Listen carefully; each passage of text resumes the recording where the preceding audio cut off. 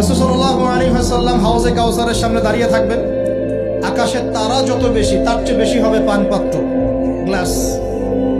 তো নবী সাল্লাল্লাহু আলাইহি ওয়াসাল্লাম সবাইকে হাউজে কাউসারের পানি পান করাবেন। ওই দিন অন্য কোনো ব্র্যান্ডের পানি চলবে না, শুধু হাউজে কাউসারের পানি চলবে।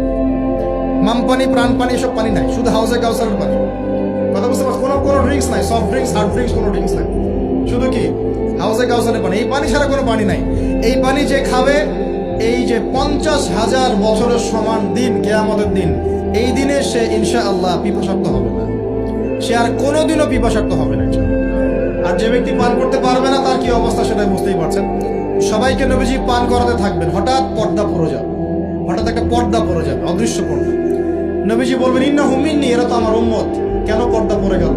আল্লাহ পাক জানিয়ে দিবেন, ইয়া রাসূলুল্লাহ সাল্লাল্লাহু আলাইহি ওয়াসাল্লাম, ইয়া নবী আল্লাহ, হে আল্লাহর নবী, আপনি জানেন না, ইন্নাকা লা তাদরি, আপনি জানেন না, মা আহদাসু বা'দাকা, আপনার ইন্তেকালের পরে এরা আপনার শরীয়তের মধ্যে কত নতুন নতুন বেদাত চালু করেছে, কত নতুন নতুন আমল চালু করেছে, আকীদা চালু করেছে, এটা আপনি জানেন না।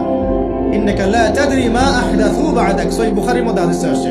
নবীজি তখন বলবেন, সুহকান সুহকান, দূর হও দূর হও, লিমান গায়্যারা বা'দি, যারা আমার পরে দিনকে পরিবর্তন করেছো তারা দূর হয়ে যাও। প্রিয় ভাইয়েরা, আমরা নিয়াত করতে পারি তো ইনশাআল্লাহ যে আমরা জীবনের প্রতিটা ক্ষেত্রে রাসূলের সুন্নাহ মেনে চলার চেষ্টা করবো ইনশাআল্লাহ। এবং ইসলাম মানে আত্মসমর্পণ, আল্লাহর সামনে নিজের ইচ্ছাকে সমর্পণ করে দিব ইনশাআল্লাহ। কতটুকু পারবো না পারবো সেটা পরে, আগে আত্মসমর্পণ করবো, ইনশাআল্লাহ আল্লাহ পাক রাস্তা দেখাবেন ইনশাআল্লাহ।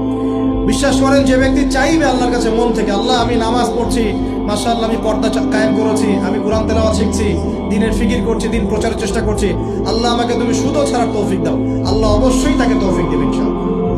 যে আল্লাহর কাছে যা চাইবে আল্লাহ পাক তাকে সেটাই দিবেন ইনশাআল্লাহ। একটা প্রবাদ আছে যে মানুষকে সে কারণেই সৃষ্টি করা হয়েছে, যে উদ্দেশ্যে সে, মানে যে গন্তব্যে সে ধাবিত হবে, ওই কারণেই মানুষকে সৃষ্টি করা হয়েছে। যদি আমরা জান্নাতের দিকে ধাবিত হতে চাই, দেখবেন ওই কাজগুলোকে আল্লাহ আপনার জন্য সহজ করে দিয়েছে। এটা হবে ইনশাআল্লাহ।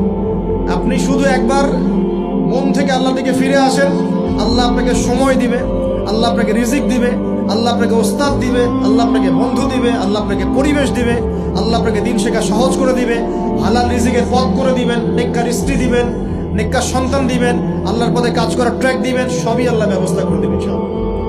এইটা ডিপেন্ড করে কার চাওয়া কত প্রগাঢ়, এর উপর ডিপেন্ড করে। যে যত বেশি জোর খাটিয়ে আল্লাহর কাছে চাইতে পারবে, আল্লাহ পাক তাকে তত বেশি দিবে ইনশাআল্লাহ। দিবেন, এটা 100% ফিক্স করে রাখে ইনশাআল্লাহ। আল্লাহ পাক আমাদের সবাইকে পরিপূর্ণ মুসলিম হওয়ার তৌফিক এনায়েত করুন। প্রিয় ভাইরা, যেখানে ছিলাম, আইয়ামে জাহিলিয়াতে এমন শিরক ছিল, এক